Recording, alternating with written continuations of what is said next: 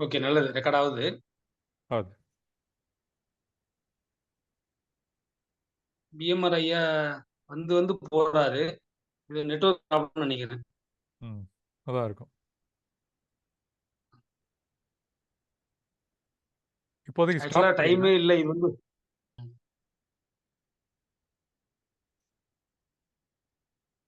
வணக்கம் ஐயா, பிஎம்ஆர் அவர்களே. சொன்னது போயிட்டார். ஐயா வணக்கம். ஆமா. ஓ! வந்து வந்து போறாரு. நெட்வொர்க் ப்ராப்ளம் இருக்கும்னு நெனைக்கிறேன். ஓகே. சரி. நம்ம ரெக்கார்ட் பண்றீங்க இல்லையா? நம்ம ரெக்கார்ட் இது ஆகுது. பண்ணிக்கலாம். ம். அதாவது இன்னைக்கு இது வந்து இந்த நான் யார் அப்படின்னு வந்து ரமணர் வந்து ஒரு ஷார்ட்டா சொல்லிட்டாரு. அது வந்து ஒரு பெரிய உலகத்து அளவுக்கு காட்டுது. அதோட அர்த்தம். அவ்வளோ ஆழமா அவரு வந்து சொல்லிட்டு போயிட்டாரு. அத ஒரு கொஸ்டினாவும் விட்டுட்டு போயிட்டாரு. ஸோ, இப்ப அத டீகோட் பண்ற அளவுக்கு ஒரு ஸ்டோரியும் இருக்குது. இதுவும் அந்த யூ கேன் வின் புக்ல வந்தது தான். அ அப்பல்லாம் வந்து இந்த கப்பல் போக்குவரத்து தானே, ஷிப் தான். ஸோ, அப்போ ரொம்ப ஷிப் டிரான்ஸ்போர்டேஷன் ஜாஸ்தியா இருந்த காலத்துல, அந்த ஷிப்ல வந்து 2 கேப்டன் இருப்பாங்க. ஒரு கேப்டன் வந்து ஒரு நாள் பூரா டிரைவ் பண்ணாருன்னா, இன்னொரு கேப்டன் வந்து எக்ஸ்ட்ரா அக்சஸரீஸ் ஒர்க் எல்லாம் பார்ப்பாரு. அப்புறம் லாக் புக் எழுதுறது, என்னென்ன நடந்தது அப்படின்னு எல்லாம் எழுதுவாரு, ரெக்கார்ட் பண்ணுவாரு. அது மாரி பண்ணும்போது, ஒரு முறை ஒரு கேப்டன் டிரைவ் பண்ணிட்டு இருக்கும்போது, அவரு ட்ரிங்க் பண்ணிட்டாரு. குடிச்சுட்டாரு.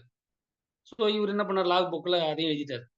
கேப்டன் வந்து டிரைவ் பண்ணும்போது குடிச்சிருக்காரு அப்படின்னு.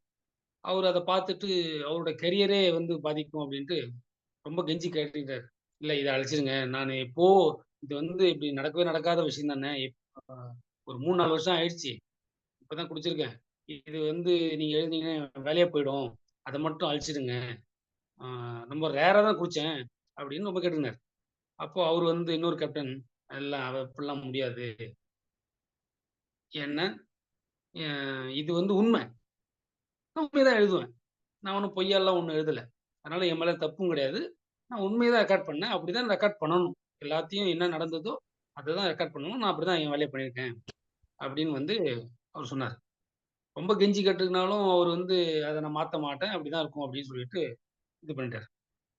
அப்போ மறுநாள் வந்து அவரோட டர்ன் வருது. இவரு வந்து ட்ரைவ் பண்றாரு. அவரு வந்து லாக் எழுதுறாரு. லாக் எழுதும்போது, அவரு வந்து என்னன்னாரு, அ டுடே சோபர் அ அந்த கேப்டன் வந்து சோபர் டூ நைட். அவர் குடிக்கல அப்படின்னு எழுதினார். இன்னைக்கு நைட்டு அவர் குடிக்கல அப்படின்னு எழுதினாரு. இவரு சொன்னாரு, "ஐய்யய்யோ! நீ இப்படி எழுதி வச்சிருக்க. இது மாரி எழுதுனாக்கா என்ன அர்த்தம்? நான் டெய்லி தான் குடிக்கிறேன். இன்னைக்கு தான் குடிக்கல அப்படின்ற மாரி ஆயிடும். அத அழிச்சிடுங்க. என்னோட கேரியர பாதிக்கும்." அப்படின்னோனே, "இல்ல, இல்ல. நானும் சத்தியத்த தான் எழுதியிருக்கேன். இன்னைக்கு நீங்க குடிக்கல தானே? குடிக்கல. அதனால நான் எழுதியிருக்கேன். அதனால நான் மாத்தலாம் மாட்டேன்." அப்படின்னாரு. அது மாரி இது என்ன ச கொண்டு வருதுன்னா, ஆஃப் ட்ரூத் பாதி உண்மை அப்படிங்கிறது வந்து பாதி உண்மைங்கிறது வந்து பொய் தான் அது. அத வந்து இது பண்ண முடியாது. நிரூபிக்க முடியாது. பார்த்தீங்கன்னா, உண்மை, பொய் 2 இருக்கு. அப்புறம் உண்மை கலந்த பொய், பொய் கலந்த உண்மை அப்படின்னு இருக்கு. இது இது மாரி நம்மோ இந்த ஆன்மீகத்திலயும் வந்து எக்கச்சக்கமா வந்து நெறைய இதுதானா? அதுதானா? அப்படியா? இப்படியா? இது உள்ளுக்குள்ள எப்படி அப்படிங்கிறது உள்ளுக்குள்ள எப்படி? வெளியில எப்படி? அ அப்படின்ற கேள்விகள்லாம் நெறைய இருக்கு. அந்த கேள்விகள்லாம் வச்சுக்கிட்டு தான் நம்மோ அ ஆன்மீக பயணம் பண்ணிட்டுருக்கோம். அத வந்து கரெக்ட்டா வந்து சொல்றதுக்கு வந்து உணர்ந்த குரு உயிரோட இருக்கணும் அப்படிங்கிறது ரொம்ப முக்கியம். இல்லன்னாக்கா, நம்ம ஒரு இடத்துல போயி, அந்த இடத்துல தேங்கி நின்னு, அதுதான் அப்படின்னு நெனச்சுட்டு, இப்போ நடக்கிறது ஆன்மீகமும் அப்படித்தானே. இப்போ வந்து கடவுள் வந்து இருக்காரு, கோயில்ல இருக்காரு அப்படின்ட்டு நம்ம கோயில நோக்கி போறோம், கோயில இது பண்றோம். தப்பு கிடையாது. பட்டு அதுதான் அப்படின்னு சொல்லிட்டு பெரும்பாலான மக்கள் அப்படியே முடிஞ்சு போயி அதுவே ஆன்மீகமாயி, அதுக்கப்புறம் அத அறியாமயே உண்மைய வந்து உணராமயே போறதுக்கு சான்சஸ் நெறைய இருக்கு. அது மாரி இந்த நான் யாரோ கூட வந்து, "நான் யார் அப்படின்னு பாரு, உள்ள பாரு, உள்ள பாரு" அப்படின்னா, நான் யாரு அப்படின்னு பார்த்தோம்னா, நான் யாருங்கிறது எக்கச்சக்க பதில் வருது உள்ளுக்குள்ள இருந்து. நான் வந்து இப்படிப்பட்டவன், நான் அப்படிப்பட்டவன், அது, இது அப்படின்னு. உள்ள பார்க்கணும் அப்படின்னா, எவ்வளவு உள்ள பார்த்தாலும் வந்து அந்த நான் நானா தான் தெரியுது. அதுக்கு மேல வந்து வேற மாரி எதுவும் தெரியல. அத குருமார்கள் சொல்லும்போது, "நீ வந்து உடம்பு இல்ல." சரி உடம்பு இல்ல. ஈஸியா முடிஞ்சு போச்சு உடம்பு இல்ல. அப்போ நினைக்கிற நெனப்பு, அதெல்லாம் வந்து அதுவா? அப்படின்னா, அதுவும் இல்ல அப்படின்னும்போது, ஒரு வெறுமை. ரொம்ப டீப்பா உள்ள போய் பார்க்கும்போது ஒரு வெறுமை தெரியுது.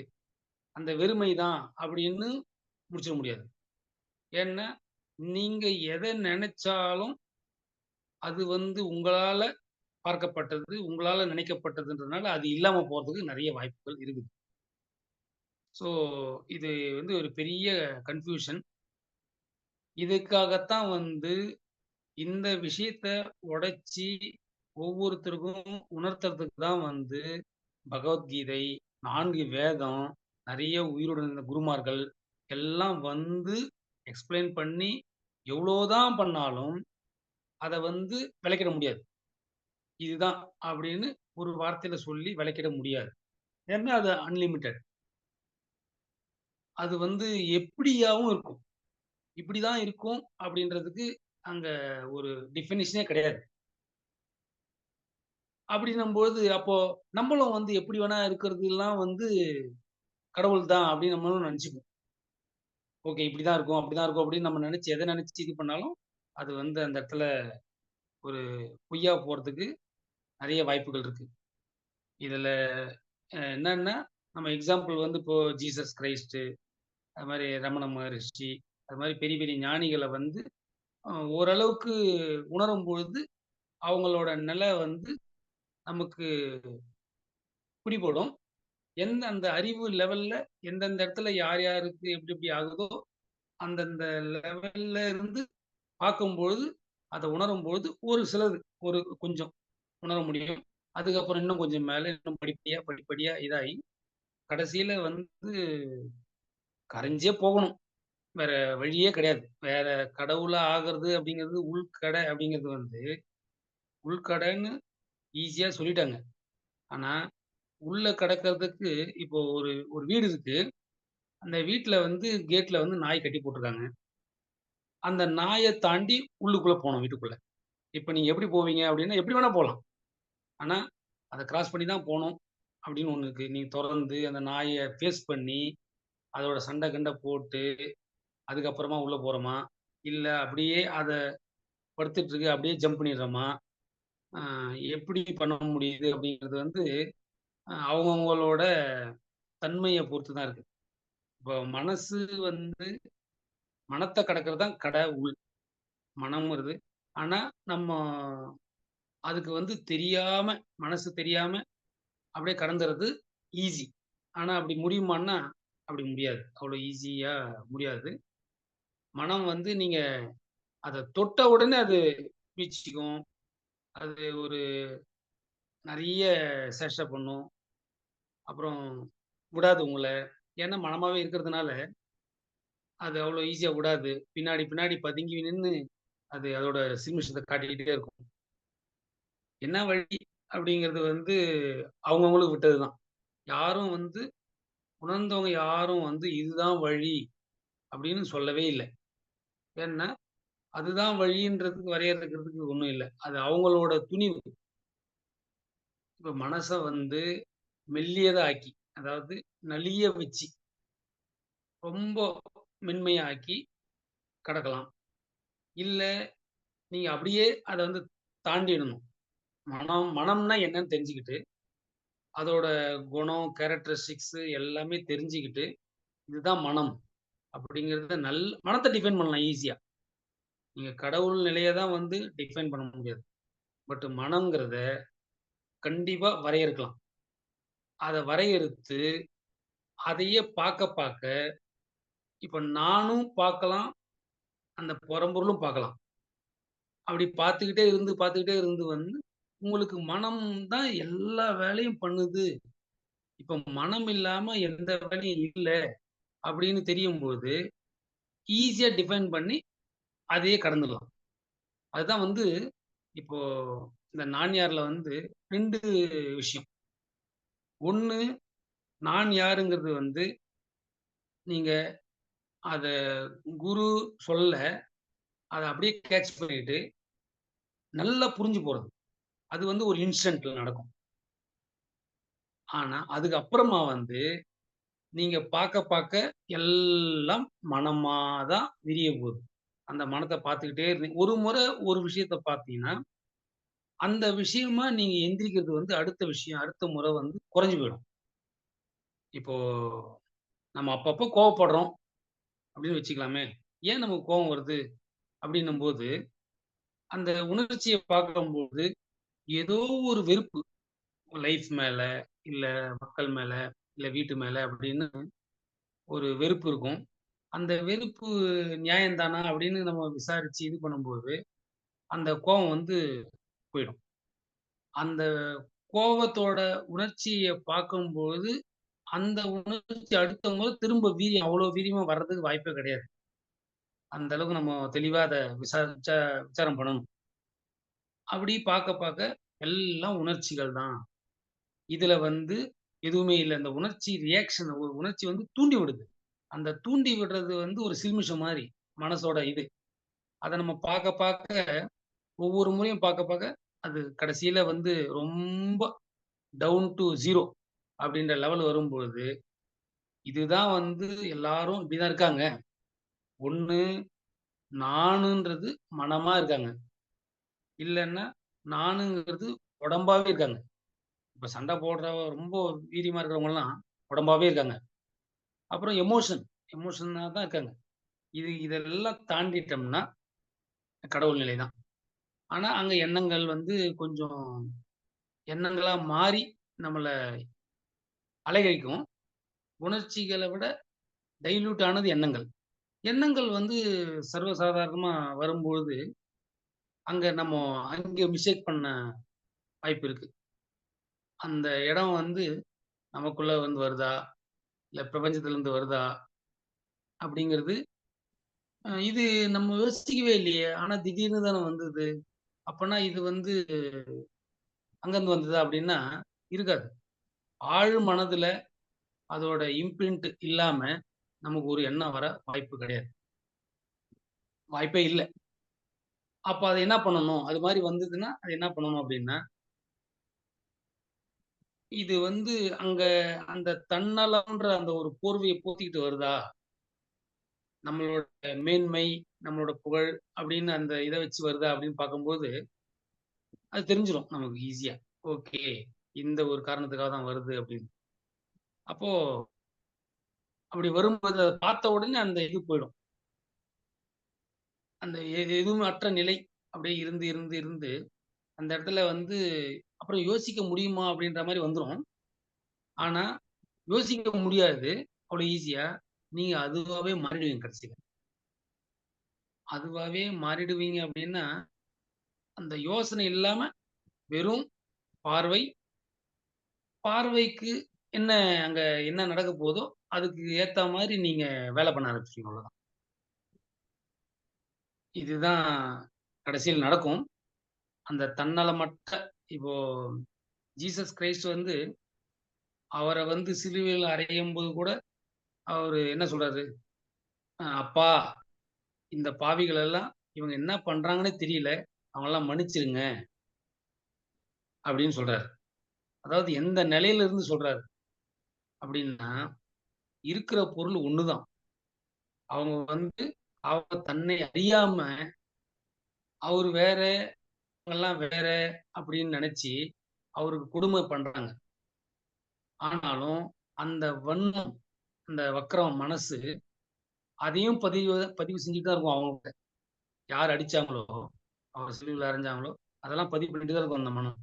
அந்த மனம் அவரு இறந்ததுக்கு அப்புறம் அவர்கிட்ட இருக்கும்போது சும்மா இருக்காது. அதுதான் வந்து இந்த பழமொழி கூட. அ தன்ன இவரு சொல்லுவாரு இல்லீங்களா? பட்டினத்தாரா யாரோ சொல்லுவாரு. அ தன்னெஞ்சம் தன்னை சுடும், ஓட்டப்பம் வீட்டை சுடும் அப்படின்னு. அது எல்லாமே ரெக்கார்ட் ஆகும். நல்லது, கெட்டது எல்லாமே ரெக்கார்ட் ஆகும்போது, அவங்களையே அது கொல்லும் அது. அது மனம்ங்கிறது வந்து ஆக்சுவலா நம்ம வந்து வில்லன் மாரி தெரியுது நமக்கு மனம். இப்போ நம்ம ஆன்ம ஞானம் அந்த நிலைய அடையறதுக்கு அப்படின்ற மாரி பார்க்கும்போது, மனம் தான் ஒரு தடை அப்படின்றாலும் உண்மையா இருந்தாலும், அந்த மனம் தான் வந்து நமக்கு பக்குவத்தையும் குடுக்குது. மனம் வந்து வேற ஆன்ம பொருளுக்கு அந்நியமாலாம் இல்ல. என்ன அது சுத்த மனமா இருந்தா நமக்கு ஹெல்ப் பண்ணுது. அது வக்கரமான மனமா இருந்தா நமக்கு தொந்தரவு குடுக்குது. இதுதான் உண்ம. அந்த அது ரெக்கார்ட் உள்ள அது ஒரு பதிவு. நல்லதா இருந்தாலும் பதியும், கெட்டதா இருந்தாலும் பதியும். அவங்களயே அது கொல்லும். அதனால அதுதான் வந்து அஷ்டாங்க யோகத்துல அ யோக சூத்திரத்துல வந்து அவர் சொல்றாரு. யமம், நியமம், அ பிரத்யாகாரம், தாரணம் அதெல்லாம் சொல்லும்போது, யமம் யமம் நியமத்திலருந்து வராது. நல்லது, நன்னடத்தை, நல்லொழுக்கம், பொய் பேசாம இருக்கிறது, அ இது அகிம்சை அப்படின்லாம் வந்து அது என்ன பண்றாங்கன்னா, அந்த மனத வந்து அந்த மனத்தின் லெவல்லயே பக்குவப்படுத்துறாங்க. ஒரு இரும்ப காய்ச்சி, சூடு பண்ணி, அத அடிச்சு, நிமித்தி இது பண்ணும்போது, அது ஒரு பக்குவமாகுது. அந்த பக்குவப்பட்ட மனசு தான் மனமே குருவாவும் மாறுது. வெளியில இருந்து இப்போ ஐயா வந்து மைத்ரேயி ஐயா வந்து நமக்கு எல்லாம் சொல்லிட்டு போயிட்டாரு. அவரு குருவா இருந்தாலும் நம்ம ஒண்ணும் ஆயிடாது. நம்மகிட்ட வந்து அது மலரல, நமக்கு அந்த தீரம் பத்தல அப்டின்னா, நமக்குள்ள இருக்கிற அந்த மனம் வந்து குருவா மாறாது. காரண குரு, நிமித்த குரு அப்டின்னும்போது, அவங்க சொல்லுவாங்க. நம்ம அதுக்கு பக்குவமா இருக்கணும் இல்லையா? ஏத்துக்கிறதுக்கு சரணாகதி அடைஞ்சு அத ஏத்துக்கிறதுக்கு பக்குவமா இருக்கிறதுக்கு நம்ம மனசு தான் காரணம். அது ரொம்ப மெலிந்து தன்மையா இருந்ததுன்னா, ரொம்ப ஈஸியா வந்து பிடிபடும்.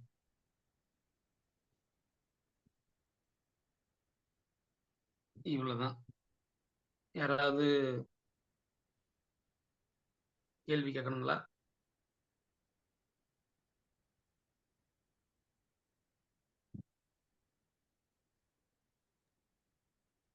இது 2 விஷயம் இருக்குங்க. ஒண்ணு நீங்க சொன்ன மாரி, மனமே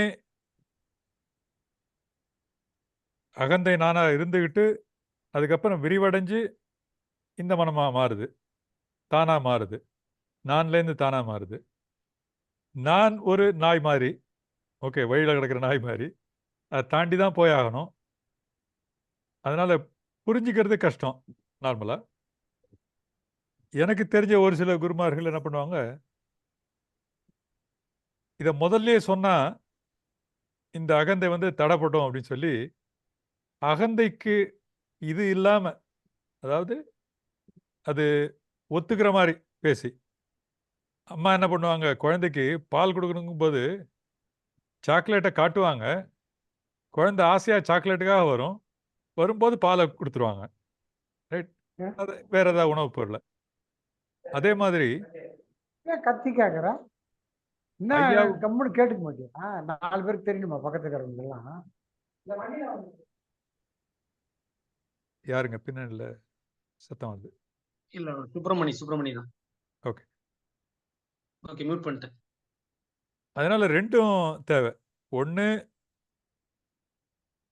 உரிய முறையில அந்த நான் அகந்தை கொஞ்சம் அடங்கி இருக்கிறது பெட்டர். அது மாரி எல்லாருக்கும் புரியிற மாரி, மேபி ஜனரஞ்சகன் கூட சொல்லலாம். ஆரம்ப கட்டத்தில அது மாரி செஞ்சாங்கன்னா, மக்களுக்கு ஆர்வம் வரும். இதுவும் கேட்க ஆரம்பிக்கும். அதாவது அந்த அகந்தையும் கேட்க ஆரம்பிக்கும். அது இது கூட சொல்லுவாங்க. அந்த பகவத்கீதை கூட, முதல்ல இத படிச்சா என்ன கிடைக்கும் அப்படின்னு பார்ப்பாங்க. இத படிச்சா இதெல்லாம் கிடைக்குமா? செல்வம் கிடைக்கும், தைரியம் வரும், அது வரும், இது வரும் எல்லாம் பார்த்துட்டு, அத கேட்டுட்டு அதுக்காக படிக்க ஆரம்பிப்பாங்க. அப்புறம் பின்னால, ஓ! இவரோட அர்ஜுனனோட கேள்வி என்னோட கேள்வியாவும் இருக்கலாம். அப்படின்னு சொல்லி, கொஞ்சம் கொஞ்சமா அது இந்த இதுல ஆர்வம் வரும். அதே மாரி 2 விதமும் உண்டு. ஒண்ணு குருமார்கள், அவர்கள் பேரில் உள்ள நம்பிக்கை, ரைட். இரண்டாவது, எப்படி அவங்க அணுகுறாங்க. அதாவது ஆரம்ப கட்டத்தில் கூடுமான வரைக்கும் அந்த அகந்தையை பாதிக்காமல் மெசேஜ் உள்ளே போகணும். அது மாதிரி நடந்துக்கிட்டாங்கன்னு வச்சுக்கோங்க, நிறைய பேருக்கு பயன் கிடைக்க வாய்ப்பு உண்டு. அது இப்பத்தி காலகட்டத்துல எல்லாருக்கும் நல்லாவே தெரியுது. ம். ஆன்மீகன்றது வந்து நம்ம நம்ம தாங்க முடியாத தொல்லைகள். அதனால தான் நம்ம இந்த மாரி இத நோக்கி இந்த பாதையை நோக்கி தள்ளப்படுறோம் ஆட்டோமேட்டிக்கா. இதுல என் தனிப்பட்ட கருத்து ஒண்ணும் இல்ல. நீங்க சொல்றது வந்து எல்லா குருமார்களும் அ அத வந்து சொல்லாம, டைரக்ட்டா சொல்லாம, ஒரு மாரி குழந்தைக்கு ஊட்டுற மாரி தான் வந்து அந்த வழிய தான் ஃபாலோ பண்றாங்க. இதுல என்னன்னா, எவ்ளோதான் வந்து எப்படி இருந்தாலும், அந்த அகந்தை நம்மள ஏமாத்திடுது. நம்மள கண்ணு கட்டி ஒரு அது ஒரு நுணுக்கமான ஒரு வழிய கண்டுபிடிச்சுக்குது, அந்த அகந்தை. அதனால போட்டு உடைச்சிறது தான் பெட்டர். இது இப்படிதான். இதுக்கு விட வேற வழி இல்ல அப்படின்னம்போது, அப்போ அவங்கள அவங்களே பார்க்கறதுக்கு நெறைய வாய்ப்புகள் கிரியேட் ஆகும். சரி. அகந்தை தான் எல்லாமே. அகந்தை, மனம், அகந்தை. இதுதான் வந்து வாழ்க்கைய வந்து வீணடிச்சு எல்லாரையும் வந்து ரொம்ப கொடுமைப்படுத்திக்கிட்டு இருக்கு. இப்போ நம்ம வந்து டைரக்ட்டா பார்க்கலாமே! அத வந்து சுத்தி வளைச்சு பார்க்கிறத விட, ஏன்னா அது காலகாலமா இந்த அகந்தை வந்து ஒரு வியாதிங்கய்யா. வியாதின்னா, இப்போ நம்ம ஐயா வந்து திரிபுர ரகசியம் எடுத்தாங்க. அதுல வந்து சொன்ன மாரி, ஆரம்பத்துல ஓகே. இப்ப கட் ஆக போகுது. அ 10 நிமிஷம் இருக்கு. இத சொல்லி முடிச்சுட்டு அப்புறமா நம்ம செகண்ட் லிங்க் போடவே இல்ல இன்னும். அத போட்டுட்டு இது பண்றேன் நானு. அதே லிங்கை யூஸ் அ பண்ணிக்கோங்க. அதே லிங்க் யூஸ் பண்ணிக்கோங்களா? ஓகே. பண்ணிக்கோங்க. பட் டைம் வந்து நானு 6:40ன்னு இல்லை, போட்டிருந்தேன். தேவையில்லை. திருப்பி பார்க்கலாம். ஆரம்பிச்சிங்கன்னா திருப்பி ஒரு சரி. 40 நிமிஷம் கிடைக்கும். Okay, okay. ரைட். இப்போ அதுல வந்து திரிபுர ரகசியத்துல என்ன ஆரம்பத்துல என் தாய் எனக்கு விளையாட ஒரு தோழியை கொடுத்தாள் அப்படின்னு வரும். அந்த இடத்துல பார்த்தீங்கன்னா, தாயின்னு ஒருத்தங்க, அந்த தாய்க்கு மகள்ன்னு ஒருத்தங்க, அந்த மகளுக்கு புத்தின்னு ஒருத்த விளையாட குடுத்தா அப்படின்னு தான் வந்து. அங்க வந்து என்னென்ன இருக்கு பாருங்க. தாய், அன்பு, கருணை இல்ல. மகள், அதாவது ஒரு ஜீவன். மகள்ன்ற ஒரு ஜீவன். அந்த மகள் ஜீவனுக்கு புத்தி அப்படின்ற ஒரு இத குடுத்தாங்க. விளையாட குடுத்தனள் அப்படின்னு. அதாவது அவ வந்து தன் மகள வந்து விளையாடிக்கிட்டு நல்லா ஜாலியா, அன்பா இருக்கட்டும் அப்படின்னு தான் அந்த புத்திய குடுத்தா. ஆனா, அந்த புத்தி கூட விளையாடி, விளையாடி, விளையாடி அப்புறம் அவங்க வீட்டுக்கு போயி, அந்த அவங்க தம்பி யாராவது நானுன்ற அந்த அதாவது என்ன ஆயிடுதுன்னா, இப்ப அம்மாகிட்ட இருந்து பிரிஞ்சு, அம்மாவ மறந்து போயி, அந்த புத்தியுடனேயே வந்து போயி நானா உருவாயிடுச்சு அது. அதாவது தனியா நான் அன்னைக்கு நம்ம சொன்ன மாரி தான். இந்த கைய வந்து இந்த போர்ஷன மறைச்சிட்டு நம்ம பார்க்கும்பொழுது, இது தனித்தனி அப்படின்னும்போது, இது உடம்பாவே தனியா இருக்கும்பொழுது, நானுங்கிறது வந்து ஒரு அறியாம வந்து ஒட்டிக்கிச்சு. அத வந்து நம்ம டிசீஸ் தான். அன்னையில இருந்து இன்னைக்கு 880,00,00,000 மக்கள் வரைக்கும், அந்த நானா தான் பிரிஞ்சு கிடக்கும். அது வந்து சுத்த இது குரு சொன்ன உடனே, நான் தனி ஆளு கிடையாது. நான் வந்து ஒரு கூட்டுப் பொருள் தான். அப்படின்னு தெரிய தெரிஞ்ச உடனே அங்க விழுந்துடணும். அங்க ஏன் விழல அப்படின்னா, அந்த தனித்துவம், அப்புறம் தனிமை, தனித்துவம், எனக்கு, என்னது, நானு அப்படின்னு வந்து ரொம்ப ஊறி பெரிய விருட்சமா வளர்ந்துருச்சு. அதனால அவ்வளோ அந்த அந்த ஈஸியா சொன்ன உண்மைய நம்மளால டைஜஸ்ட் பண்ணி அங்க நிக்கவே முடியல. அதுதான் வந்து உண்மை. அத நம்ம பார்க்க பார்க்க சின்ன சின்னதா, சின்ன சின்னதா, சின்ன சின்னதா நானு வந்து பார்த்து பார்த்து இது எப்படி இருக்க முடியும்? அப்படின்னு நம்மளே நம்மளே கரைச்சுக்கிட்டோம்னா, அந்த ஒரு கொஞ்சம் இம்ப்ரூவ் ஆனா கூட, அதுக்கு உண்டான பலன் தெரியும் பொழுது, அந்த பலன வச்சு அது ஒரு பெரிய ஆழ்ந்த அமைதி. நம்ம அமைதிய நோக்கி, நோக்கி, நோக்கி அந்த ஒரு சிலை வந்து எப்படி சிலையா மிளிர்றதுக்கு, அந்த சிற்பி அந்த தேவையில்லாத இடத்தெல்லாம் அப்படியே சின்ன சின்னதா அவன் ஒட்ட வைக்க முடியாது. எதையும் எடுத்து ஒட்ட வைக்க போறதில்ல அவன். இருக்கிறது ரொம்ப மெலிசா, ரொம்ப மெதுவா, ரொம்ப நுணுக்கமா, இது தேவையில்லாததெல்லாம் எடுத்து, எடுக்க, எடுக்க, எடுக்க அந்த சிலை எப்படி அற்புதமா மிளிருதோ, அதே மாரி நம்மகிட்ட காலாகாலத்துக்கு நம்ம பண்ண தப்பு இல்ல அது. நம்ம பொறந்தோம். நம்ம பண்ண தப்பே கிடையாது. அது வந்து இப்படியாவோ இருக்குது. அந்த ஜீனுக்குள்ள, செல்லுக்குள்ள, நியூக்ளியஸ்க்குள்ள அந்த தனித்தன்மை இருந்துகிட்டே இருக்குது. அந்த தனித்தன்மையெல்லாம் எடுத்து, எடுக்க, எடுக்க அது அப்படியே மிளிரும். அது மிளிரும்போது, நம்ம வெளியில அதோட எஃபெக்ட்டையும் பார்க்கும்பொழுது, கடைசியா வந்து அந்த எஸ்கேப் வெலாசிட்டி மாரி ஒரு அளவுக்கு மேல போகும்போது, அதுக்கப்புறம் அதுவே ஆட்கொண்டுடும். ஆக்சுவலா வந்து இப்போ இந்த 7 செகண்டோ, 8 செகண்டோ சொல்றாங்க எஸ்கேப் வெலாசிட்டி. பூமியிலிருந்து ஒரு விண்வெளியில சேட்டலைட் அனுப்புற மாரி 1 செகண்ட் பர் வ 1 கிலோமீட்டர் பெர் செகண்ட் அப்டின்னா, அது திரும்ப கீழ வந்துரும். ரிட்டர்ன் வந்துரும். அதே மாரி 1, 2, 3, 7 போகும்போது 7 செகண்டுக்கு மேல 8வது செகண்ட் 8 செகண்ட் ஸ்பீடு ஒரு 8 கிலோமீட்டர் பெர் செகண்ட் ஸ்பீட்ல ஒரு பொருள் எரியும்போது, அது இந்த கிராவிட்டிய தாண்டி போகுது. அது மாரி கிட்டத்தட்ட நம்ம அந்த மனச கரைக்க, கரைக்க அந்த சரணாகதி நடக்க, நடக்க ஓரளவுக்கு ஆகும்பொழுது, அது இந்த மேகமூட்டம் கலையும்போது சூரியன் தெரியுது இல்லைங்களா? அது மாரி டக்குன்னு அது தெரிஞ்சு, நம்ம அதுவா அதனால ஈர்க்கப்படுறது வந்து ஜாஸ்தியா இருக்கும். அப்போ அதோட பர்வியூல வந்துருவோம். அதுவரைக்கும் நம்ம வந்து வீட்ட வெளியில இருக்கிற மாரி தான். இந்த வீட்டுக்குள்ள வந்துட்டா, அந்த சவுண்ட வச்சே வந்து வீட்ல வந்துட்டாங்க அப்படின்னு கூப்பிடுவாங்க இல்லைங்களா? அது மாரி அது இதாயிரும். அதுக்கு வந்து அந்த நான வந்து பார்க்கணும். பார்த்து, பார்த்து ஒரு இடத்துல கூட இப்போ அ ஆக்சுவலா வந்து என்ன ஆகும்னா, அந்த சூழ்நிலை தான் வந்து நான வந்து அம்பலப்படுத்தும். நான் இப்ப பாருங்க, என்ன பத்தி உனக்கு தெரியாது. நான் வந்து மகா மோசமானவன். நீ ரொம்ப நல்லா இருக்கிறதுனால நான் உன்ன விட்டு வைக்கிறேன். நீ என்கிட்டயே வாலாட்டுனேன்னா நான் உன்ன காலி பண்ருவேன் அப்டின்னுவாங்க. அதாவது அவ்ளோ நாளு அவ்ளோ அ டிரான்சாக்ஷன்லாம் வந்து ரொம்ப சாதுவா இருக்கிற மாரி இருக்கும். ஆனா அந்த சிச்சுவேஷன் வந்து ஒரு சிச்சுவேஷன் அ அவங்கள என்ன ஏமாத்திட்டேன்னு நான் வந்து சூரப்புலி ஆயிடுவேன் அப்டின்ன மாரி இருக்கும். அது அந்த அகந்தை அதுவரையும் தெரியாது. அதனால அவங்களே தான் பார்க்கணும் அந்த அகந்தைய. ரொம்ப நுணுக்கமா ரொம்ப நுணுக்கமா வந்து அது இருக்கும். சூழ்நிலை இல்லாததுனால வந்து அது பிடிபடாது நமக்கு. அந்த சூழ்நிலைய வந்து நம்மள விட கிரியேட் பண்ணிக்கணும். கிரியேட் பண்ணிக்கணும் அப்டின்னா, நம்ம கிரியேட் பண்ண முடியாது.